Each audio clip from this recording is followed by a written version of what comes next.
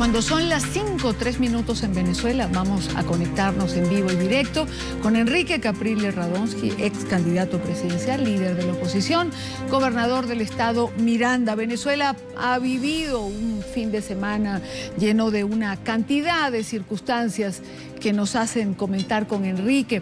Enrique, buena tarde, gracias por acompañarnos y directamente comienzo preguntando cómo calificamos lo que hemos visto en Venezuela este pasado fin de semana. Es decir, un discurso gubernamental poco claro quizá, que de alguna manera incitó a los saqueos que se produjeron posterior a una locución de Maduro. Más tarde un llamado a la calma cuando la situación pareció que se iba de las manos y luego una declaración que me llamó la atención del propio Maduro diciendo que él cree en el libre mercado. ¿Cómo entendemos lo que está pasando? Buena tarde. Hola Idania, buenas tardes, un placer en saludarte y a todas las personas que nos ven. Lo que vimos el fin de semana y la noche de ayer en una cadena de radio y televisión es el doble discurso del gobierno, Idania. ¿Quién controla los dólares en el país? ¿Quién es el gran importador de alimentos, de todo en Venezuela? Es el propio gobierno. El gobierno es el que sabe a quién le asigna los dólares. El gobierno es el que sabe, en teoría, qué se hacen con esos dólares. Entonces, yo lo que creo que todo esto forma parte de un intento desesperado frente al gigantesco fracaso de Maduro. Maduro no sabe hacia dónde llevar nuestro país. El fracaso lo tiene encima, más allá, me refiero, de la discusión del 14 de abril sobre su legitimidad. Me refiero a la ilegitimidad ya en el ejercicio, no solamente la ilegitimidad de origen. Es tratar, Idania, digamos, con estas acciones de último minuto, tratar de darnos la señal de que este es un gobierno que sí se preocupa de la economía, que es un gobierno que quiere poner orden en la economía, que es un gobierno que quiere aplicar la ley. Ellos saben perfectamente esta situación de los electrodomésticos. ¿Quiénes son los dueños, Idania, de DACA? ¿Por qué nadie ha visto que salga alguien a dar la cara, a explicar? Nada de eso lo hemos visto los venezolanos. Lo que entonces confirma es un intento desesperado de tratar de desviar la atención, tratar de hacernos creer a los venezolanos que la inflación es producto de todas estas acciones y no del fracaso. No es como tratar de dejarnos en la forma y no en el fondo. La realidad es que el único país de toda nuestra América que está en una situación como la que hoy estamos viviendo los venezolanos es nuestra Venezuela. No hay ningún otro país en América Latina que tenga esta inflación ni tenga esta situación que estamos viviendo hoy día los venezolanos, como consecuencia de un modelo fracasado, como consecuencia además de querer imitar. Yo lo decía ayer en un mensaje que colocamos en la red, porque la situación de los medios es muy compleja en nuestro país, de que Maduro es un títere fracasado del gobierno, del régimen cubano. Ahora, Enrique, una situación de este tipo se sabe dónde comienza, pero no dónde termina. Es decir, puede generarse una anarquía que se le vaya de las manos al gobierno. Es decir, no se debe hablar en estas circunstancias usualmente de saqueos, de lo que pasa, pero si uno va a las redes sociales el día de hoy, ve que algunos focos se presentaron en algunas ciudades, en algunos estados del país. Es decir, es como jugar con fuego. Bueno, Idania, pareciera que el gobierno detrás de todo esto busca, por lo visto, hay un proceso electoral en puertas el 8 de diciembre, que si bien es una elección de carácter municipal para elegir alcaldes y concejales, yo he sido muy insistente en que esta tiene que ser una elección donde los venezolanos expresemos nuestra inconformidad, nuestra indignación, que estas colas que estamos viendo para comprar comida, para comprar muchas cosas en nuestro país, que nunca antes nos había tocado una situación similar, que nuestro pueblo exprese esa indignación, esa inconformidad, digamos, el desacuerdo con Maduro y su gobierno, que lo exprese en las urnas electorales el próximo 8 de diciembre. Pareciera que toda esta situación de tensión que hemos vivido el día de hoy Me llama mucho la atención, Idania, que esté focalizado en Los Teques.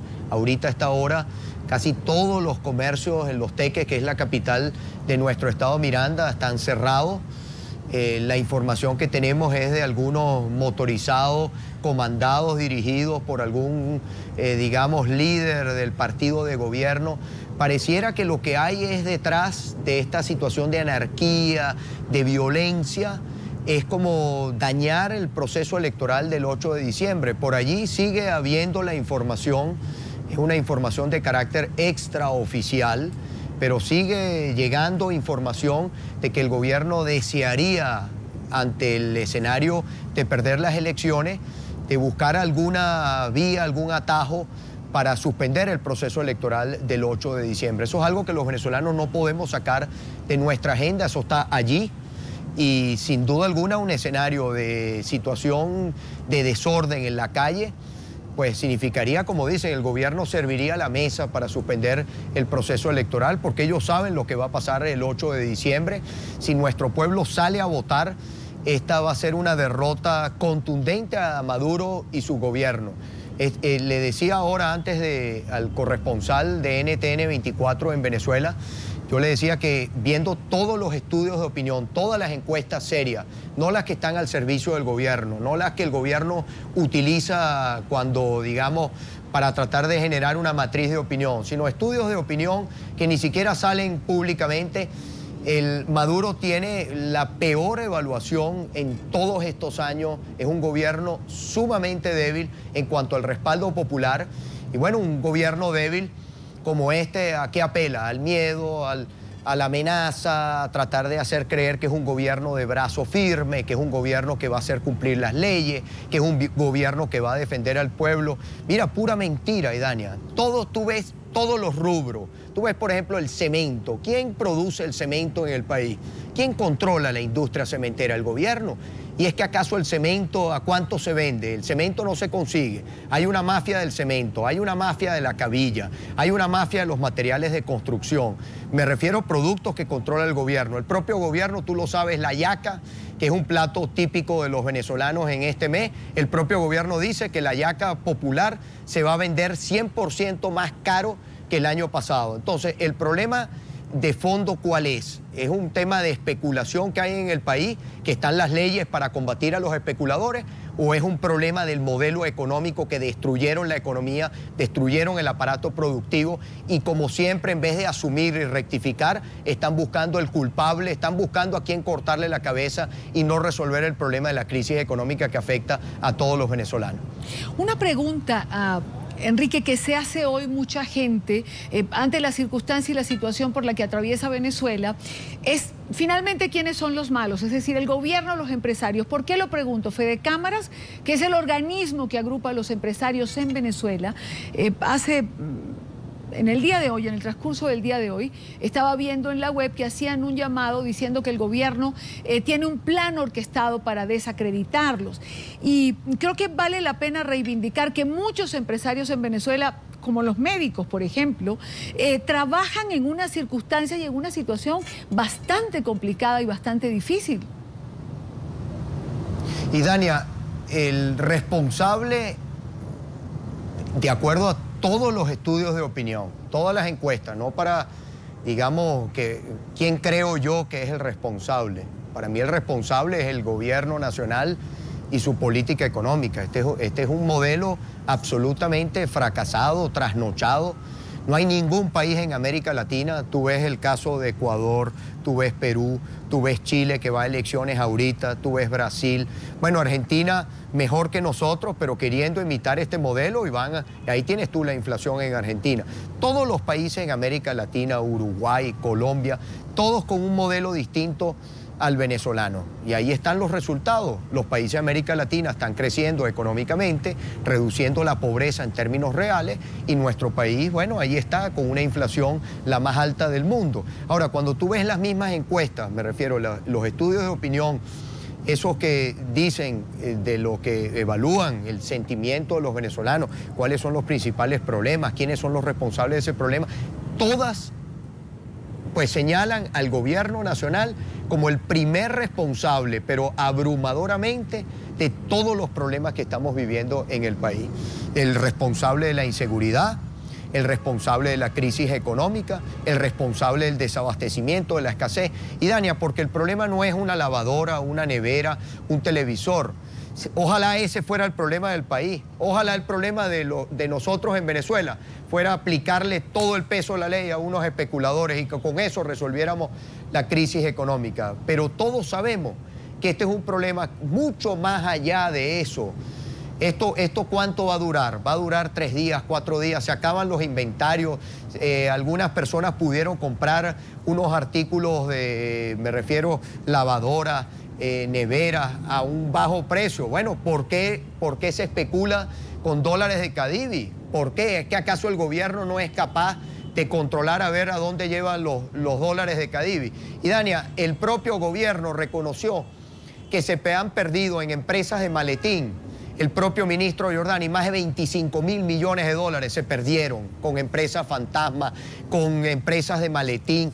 Y bueno, ¿y dónde están los responsables? ¿Dónde están los que gastaron los que, digamos, pidieron esos dólares y no había nada detrás de las importaciones ni nada? Entonces esto forma parte de un pote de humo, de tratar de darnos la percepción a los venezolanos que tenemos un gobierno que lucha por nuestro pueblo, cuando el gobierno es el que ha destruido el salario de nuestro pueblo, cuando el gobierno es el mayor importador de alimentos, y fíjate cuál es la situación que hay con los alimentos, fíjate cuál es la situación que hay con el campo venezolano, cuál es la situación que hay con la economía, porque destruyeron la economía. Ahora, ¿qué queremos nosotros, Idania? Que el país salga de la crisis. La crisis no es que... A los únicos que no afecta la crisis son a los que están mandando, a un grupito muy pequeño, muy corrupto, que no les afecta la crisis. Pero el resto, a la inmensa mayoría de los venezolanos les afecta la crisis. Y no es solamente un problema, me refiero de un rubro de la economía. Claro. Es un problema mucho más complejo. ¿Por qué? ¿Por qué se acaba el papel higiénico en nuestro país? ¿Por qué se acaban los alimentos?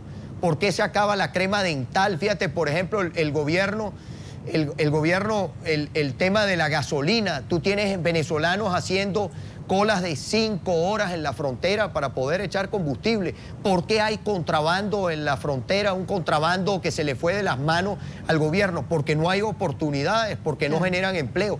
Cada vez que Maduro y Dania abre la boca, cada vez que se expresa, se van las inversiones para otros países, no se genera empleo. Bueno, todo el que quiere invertir en Venezuela dice, no, yo para allá no invierto, yo me voy para otro país. Terminan en Colombia, Perú, Chile, Brasil, bueno, terminan también en México, en otros países. Y bueno, ¿y quiénes son los perjudicados? El gobierno no se perjudica, ellos no les golpean. Claro. ¿Quién se perjudica? El venezolano más pobre. Claro, los perjudicados son los venezolanos. Ahora, Enrique, si este pote de humo o si esta situación de desorden o de anarquía estuviese ciertamente relacionado con la fecha de las elecciones del próximo 8 de diciembre, si se suspenden las elecciones, ¿cuál es la posición de la oposición venezolana? Bueno, no hay ninguna razón para suspender las elecciones del 8 de diciembre. Y yo más bien creo, Idania, que las elecciones del 8 de diciembre pueden ser un gran catalizador. Así se lo dije además al Santo Padre cuando estuvimos la semana pasada. Tuve la oportunidad de tener una audiencia privada con su santidad el Papa Francisco. Estuvimos allí conversando sobre la situación de Venezuela y yo le decía al Papa que el gran catalizador de lo que estamos viviendo en Venezuela, en nuestra opinión, en nuestra visión, porque nosotros queremos que en Venezuela haya un cambio pacífico, constitucional, democrático y electoral. Nosotros no estamos promoviendo atajos ni vías que estén fuera de la Constitución. Eso está en la mente del gobierno. El gobierno es el golpista, el gobierno es el que le interesa permanentemente siempre poner el peine de la violencia. Nosotros estamos buscando una salida pacífica en el país. Nosotros queremos que en Venezuela venga un cambio que dure, no que sea de 5 minutos. No queremos un país que nos dure unas pocas horas, un cambio que dure unas horas, sino un cambio que tenga apoyo popular, tenga fuerza y le permita al país agarrar ese camino de progreso como están viviendo otros países en nuestra América Latina. Entonces le decíamos al Papa, y te lo comento a ti, el 8 de diciembre es un gran catalizador. ¿Qué significaría una suspensión de elecciones? ¿Cómo se drena una situación como la que estamos viviendo? Entonces, ¿cómo drenaría en el país? Yo creo que nuestra posibilidad de contención tiene un límite, Idania. Si aquí el gobierno sigue creyendo que a todo aquel que asoma la cabeza, a todo aquel que dice lo que piensa, a todo aquel periodista que quiera decir la verdad, va a agarrar un palo y se lo va a pegar por la cabeza, eso tiene un límite. Y eso significará entonces que el gobierno, como dicen, el que prende un foco y lo prende creyendo que eso no le va, como tú decías, el que juega con fuego, en algún momento se quema.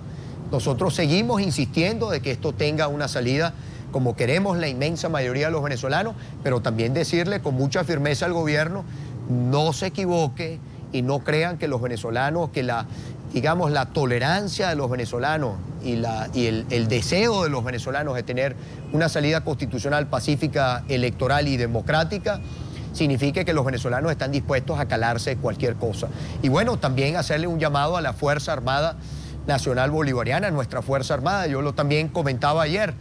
Pareciera que la intención de Maduro es que él hundiéndose, porque se está hundiendo, este es un gobierno muy débil, muy desprestigiado en tan corto tiempo.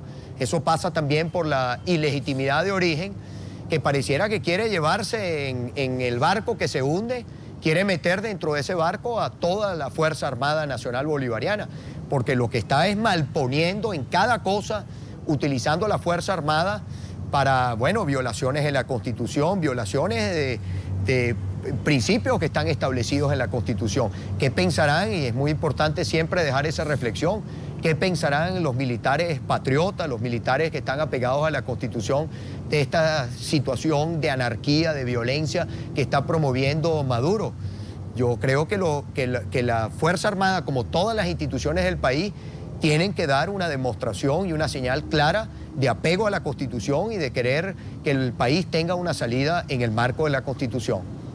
Ahora, ¿qué decirle a Enrique Capriles, qué decirle a esos venezolanos que uno ve en las redes sociales, que de repente pierden la fe o la esperanza en que la salida es constitucional? Es decir, cuando piensan que hay fraude en los votos, que no se cuentan digamos, los votos reales de los venezolanos, como el 14 de abril, que aún pues no se sabe, o mejor dicho, se sabe, pero no se acepta en Venezuela, que el resultado de las elecciones no fue ese que se dio en el Consejo Nacional Electoral. Mira, Idania, yo creo que nosotros en este momento pedirle confianza a la inmensa mayoría de los venezolanos. Llegar hasta acá no ha sido algo por el azar, ha sido producto de un trabajo, de un esfuerzo. El 14 de abril lo construimos en 10 días. En 10 días volteamos nosotros una situación que parecía imposible, que ganáramos un proceso electoral en cuestión de días. Estamos hoy en una, aunque la situación sea tan difícil para todos los venezolanos, hoy nosotros podemos decir con toda la certeza que somos la mayoría del país. Ahora, la mayoría tiene que expresarse, una mayoría, la inmensa mayoría de los venezolanos somos demócratas y esa inmensa mayoría tiene que canalizar esa fuerza buscando que sea democráticamente, expresándola a través del voto. Yo estoy seguro que la inmensa mayoría de los venezolanos creen en su poder, en su fuerza, en la expresión que puede ejercer en ese proceso electoral. Como se lo pedimos el 14 de abril, yo el 14 de abril no le mentí a nadie de cara al 14 de abril cuando asumimos la candidatura, que no se me olvida, ese 10 de marzo, cuando le dijimos al país vamos a enfrentar a instituciones tramposas, vamos a enfrentar el abuso del Estado, vamos a enfrentar a todos los obstáculos, pero hay que luchar. Tenemos que luchar por tantos venezolanos que están en este momento, que están en la pobreza extrema. Tenemos que luchar por todos los familiares de quienes perdieron, quienes han enterrado algún hijo, alguna hija, algún familiar cercano producto de la violencia. Tenemos que luchar por los que están desempleados, tenemos que luchar por los que no tienen techo, tenemos que luchar por Venezuela y esa lucha a veces tarda su tiempo. Yo no digo que esto sea de hoy para mañana, pero yo sí pedirle a todos los venezolanos un voto de confianza. Sabemos que tenemos, bueno, yo he recorrido el país nuevamente en los últimos días y a donde hemos ido, hemos estado en 17 estados de nuestra Venezuela, en algunos hemos ido más de una vez. Lo que hemos encontrado es un pueblo en la calle, un pueblo con esperanza de ese cambio, un pueblo que quiere seguir construyendo este camino que hemos construido juntos. Entonces, aquellos que desesperan, yo les llamo sin duda alguna a que lo que vayamos a hacer, lo que vayamos a construir, lo hagamos bien. No nos dejemos, no pisemos los peines que el gobierno quiere que pisemos. No ha sido fácil llegar hasta acá y no perdamos por un momento de, digamos, que el propio gobierno nos empuja, perdamos un esfuerzo tan grande y años de una lucha que yo estoy seguro que va a dar el resultado que sueña la inmensa mayoría de los venezolanos. Estamos, en mi opinión, muy cerca de ese cambio, muy cerca de lograrlo. Y después, muy importante, Idania, estos años han tenido que ser años de aprendizaje. Las fórmulas que no han servido, no volvamos a apelar a ellas.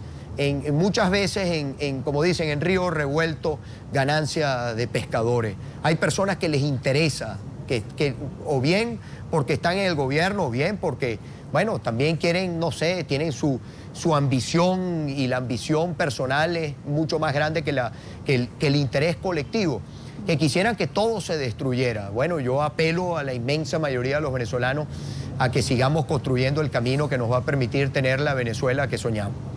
Me quedan dos preguntas, Enrique. Una tiene que ver con la situación de los medios. Bien lo mencionabas hace unos minutos. La situación de los medios de Venezuela es complicada. Son pocos medios los que quedan, pocas ventanas las que hay.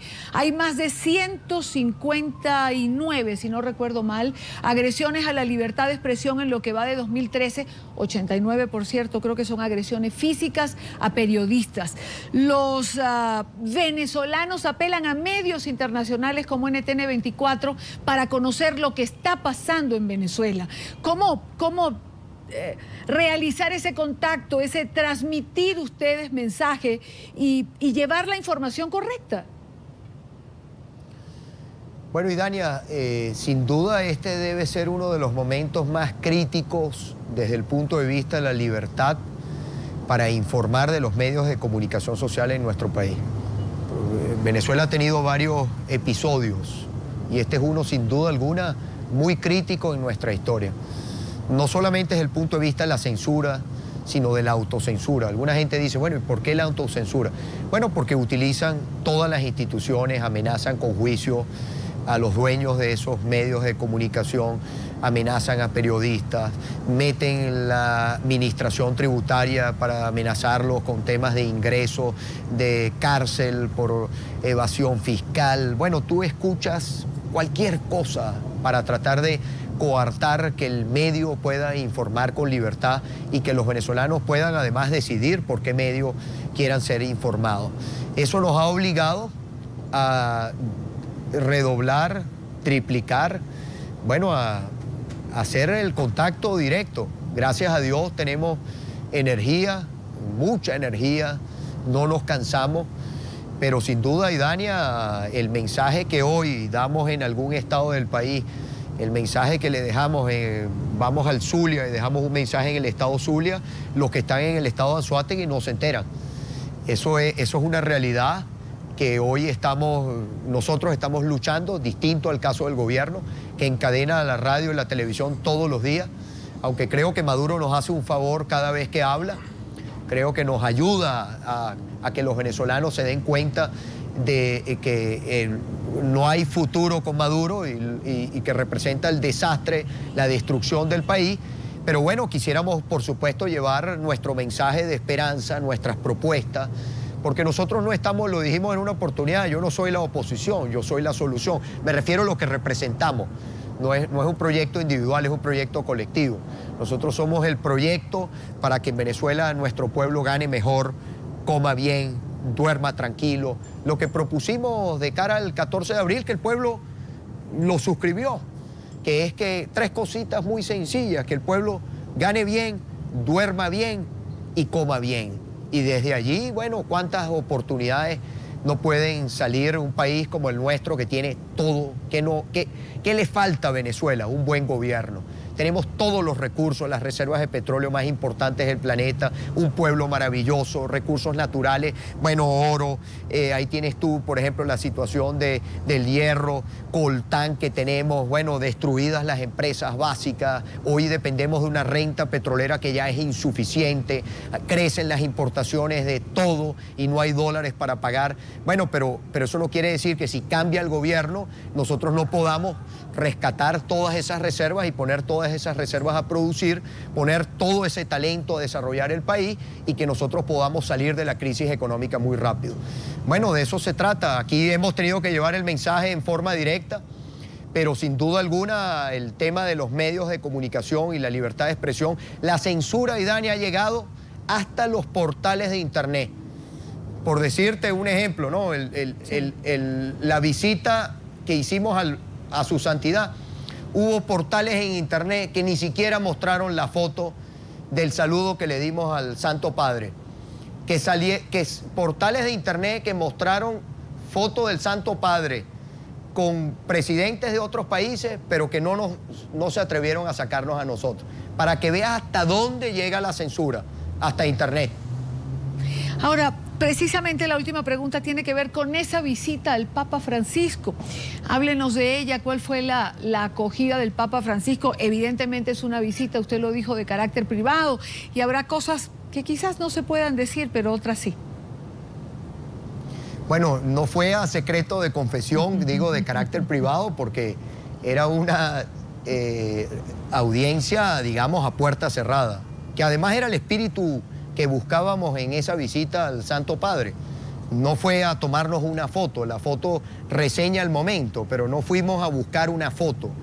Fuimos a pedirle al Santo Padre, porque más allá de la diatriba, Idania, más allá de la confrontación que podamos tener con quienes están en el gobierno, con un grupo, el país tiene que buscar la forma, los venezolanos tenemos que buscar la forma de dialogar, de que aquí pueda reinar la paz. Que exista el reconocimiento a que no hay una sola forma de pensar en Venezuela, que los venezolanos tenemos el derecho de pensar como querramos, que el gobierno no tiene por qué imponer una forma de pensamiento. Y estamos convencidos que la Iglesia es la institución que tiene la mayor autoridad moral, el mayor poder de convocatoria, y que la Iglesia en esta situación tan difícil, se lo dije al Santo Padre, no hay ningún país en América Latina, su santidad, que esté viviendo la situación de Venezuela. Y eso obliga, dado que además sabemos que Venezuela está en el pensamiento del Santo Padre, que el Santo Padre, haciendo uso de esa fuerza que tiene, de ese poder de convocatoria, de ese reconocimiento, porque el gobierno y sus voceros reconocen al Santo Padre. Nosotros reconocemos al Santo Padre de pedirle al Papa Francisco, ayúdenos a la Iglesia, que sea la Iglesia el que convoque al diálogo de los venezolanos. Díganos fecha, hora, y allí estaremos nosotros, porque más allá de nuestras diferencias, más allá de que aquí venga un cambio que va a venir, yo siempre le he dicho a nuestra gente, a todos los que son seguidores de la causa del cambio, lo que viene en Venezuela no es revancha, ni puede ser una venganza, ni puede ser lo mismo que estamos viviendo. No podemos nosotros, si que hablamos de cambio, el día de mañana, bueno, el que piensa distinto, excluirlo. Si hablamos en el país de inclusión, la inclusión tiene que ser sin exclusión. Y nosotros tenemos que ir construyendo ese espacio de encuentro, de conversación, más allá de nuestras diferencias. Yo no veo que exista posibilidad de que Venezuela salga adelante si el país sigue fracturado y sigue dividido. Y siempre le digo a todos los venezolanos en cada rincón de nuestro país que visitamos, aquí la confrontación no es pueblo-pueblo, aquí es la confrontación de los venezolanos, del pueblo, frente a un gobierno corrupto, que saquea los recursos de los venezolanos, que ha, bueno, malgastado unos ingresos nunca en nuestra historia hemos tenido una bonanza petrolera como esta. ¿En qué se ha traducido en términos de progreso para los venezolanos y de oportunidades tangibles? De que hoy digamos con propiedad, bueno, Venezuela sacó tantos millones de la pobreza, Venezuela ha generado tantos millones de empleo. Ese es el compromiso. Una persona sale realmente de la pobreza cuando tiene una buena educación, que es el escudo contra la pobreza, y cuando tiene la posibilidad de tener un empleo estable que le dé la garantía de poder desarrollar su vida, porque tiene allí, pues bueno, la estabilidad necesaria además para que su familia esté tranquila. Ahora, brevemente, Enrique Capriles, eso es lo que usted le dice a los venezolanos cuando recorre el país. ¿Y qué le dice a los venezolanos que lo ven a través de la señal de NTN 24 en América Latina, Estados Unidos, el Caribe? ¿Qué me dicen los venezolanos, Idania? No, ¿qué le dice usted a los venezolanos que lo ven a través de nuestra ¿A los señal? que están fuera? Sí. Bueno, que ellos saben que los estamos esperando en Venezuela y cada oportunidad que tengo se los digo. Yo estoy esperando el día de recibir a todos esos venezolanos, no lo que el gobierno quiere hacer creer, que es que todo el que se fue del país pues tiene una cuenta pendiente con Venezuela o con la justicia venezolana. Nada más alejado de la verdad que eso. Esos miles de venezolanos que se han ido profesionales a buscar oportunidades, se los he dicho que estoy esperando el día de recibirlos para que sean constructores de la Venezuela del futuro, de la Venezuela del siglo XXI. Todo ese talento, eso que está hoy, que vemos médicos venezolanos en hospitales en el mundo. Bueno, esos médicos los queremos tener en nuestros hospitales. Todos esos ingenieros, todos esos que están, digamos, desarrollando su talento en beneficio de otros países, que queremos que vengan a desarrollar Venezuela. Sin duda alguna, Venezuela los está esperando, ellos lo saben. A mí me es muy, bueno, mira, a uno se le, como dicen, a uno se le arruga el corazón cada vez que sale. Allí tuve la oportunidad de ver varios venezolanos, estaban esperándome allá en San Pedro, en Roma, y bueno, a uno se le arruga el corazón porque uno sabe que los venezolanos no tienen esa vocación de irse a otros países. Los venezolanos amamos nuestra tierra, amamos nuestro país, consideramos que tenemos el mejor país del mundo. Sé que los venezolanos jamás hablan mal de su país. Cuando están fuera se expresan del gobierno, porque además es algo que siempre hay que recordar. El gobierno no es Venezuela. Venezuela somos todos los venezolanos. Y los venezolanos no nos parecemos al gobierno que tenemos hoy día. Quiero agradecer a Enrique Capriles Radonsky, es candidato presidencial, líder de la oposición venezolana, gobernador del estado Miranda. Enrique, gracias por acompañarnos en NTN 24. Muchas gracias.